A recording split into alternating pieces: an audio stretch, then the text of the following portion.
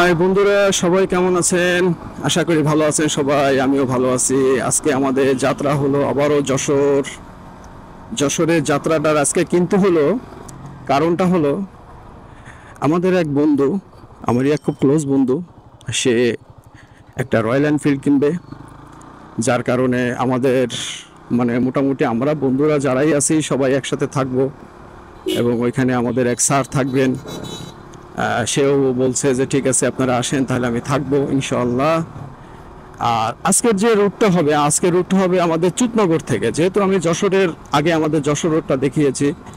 আর আমি যে বর্তমান যে রোডে আছি এই রোডটাকে বলে নতুন রাস্তার রোড।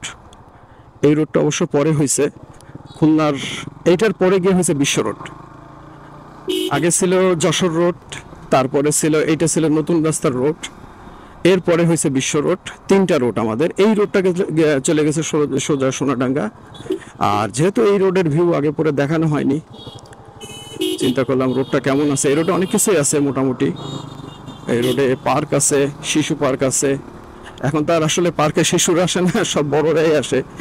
তারপরেও বললাম আর কি, পার্ক আছে এই রোডে। আর এই যে যত আবাসিক এলাকা দেখতেছেন এগুলি সব নতুন উঠছে। এই এটা ছিল মূলত বিল এরিয়া ছিল। আর এটা চলে গেছে বাস্তহারা। আর এই যে সেই পার্ক, এটা হলো সেই পার্ক, মুজগুনি পার্ক বলে এটাকে, মুজগুনি পার্ক। আর বয়রা এবং মুজগুনির মাঝামাঝি, যেহেতু রাস্তার বাম সাইডে হলো মুজগুনি, বাম সাইডে হলো ডান সাইডে চলে গেছে বয়রা বলে বাস্তহারা। আর যার কারণে আপনার এই রোডের পাশেই, এই জন্য মুজগুনির পার্ক বলে অনেকে মুজগুনি পার্কও বলে সাধারণত। যাই হোক, পার্কের ভিউটা ভালো, খারাপ না, আপনারা আসতে পারেন। যারা মনে করেন নতুন, যারা বিয়ে শাদী করছেন তারা আসতে পারেন, বাচ্চাদেরকে নিয়েও আসতে পারেন, কোনো সমস্যা নেই। পার্ক বেশ পরিষ্কার আছে।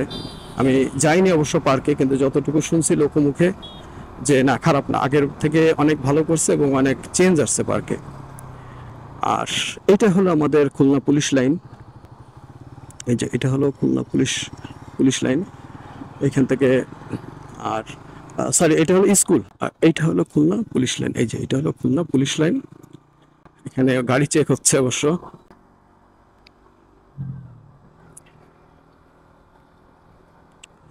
আর আমাদের যাত্রা আজকে হলো যশোর মুরালী মোড়। ওইখান থেকে আমরা যাব রয়্যাল এনফিল্ডের যে শোরুম আছে, ওইখানে যাব। ওইখান থেকে আপনাদের সাথে অ্যাড হব, এবং যাওয়ার পথে যেহেতু আমরা জার্নি বন্ধু, আমরা সবাই একসাথে জার্নি করি।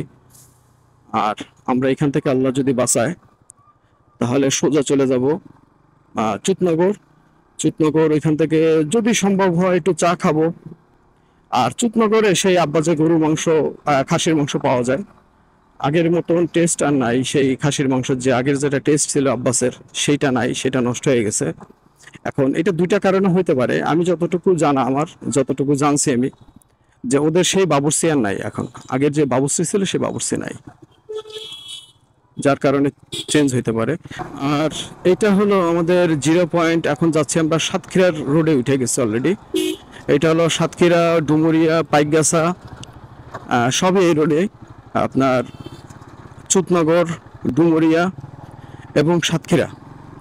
আর আমরা সোজা চলে যাব যশোর। এই রোডই সোজা একদম যশোর, কোনো ডাইন বাম নাই। কিন্তু রাস্তার অবস্থা ভাই খুবই ভয়ানক। আমি সবসময়ের জন্যই বলি যে যারা যারা দায়িত্বে আছেন তারা আপনাদের দায়িত্বটা পালন করেন ঠিক মতন। সকলে জায়গা থেকে আমরা যদি দায়িত্ব পালন করি তাহলে ইনশাল্লাহ আমাদের অনেক অগ্রসর হবে।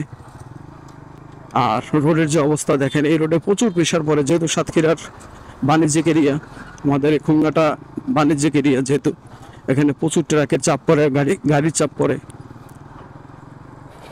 যার কারণে আমি সবসময় জন্য বলি যে আপনারা একটু রোডের দিকে খেয়াল দেন। যারা আছেন, কর্তৃপক্ষ যারা আছেন, তারা একটু যদি সুনজরে যদি তাকান তাহলে হয়তো এটা ঠিক হয়ে যাবে ইনশাআল্লাহ। আর দেখি যেতে যেতে গল্প হবে, কথা হবে, আড্ডা হবে ইনশাআল্লাহ।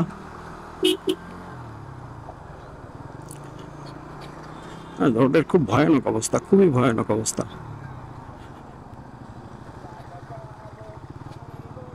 সাতক্ষীরার রোডটা আমি শুনছি যে মাঝে রিপেয়ার করছিল, কিন্তু রিপেয়ার করার পরে যে এই অবস্থা, এটা আসলে খুব দুঃখজনক। রিপেয়ার করছে বলতে মনে হয় এই যে জায়গায় জায়গায় ইট দিছে, এইগুলি বোধহয় রিপেয়ার।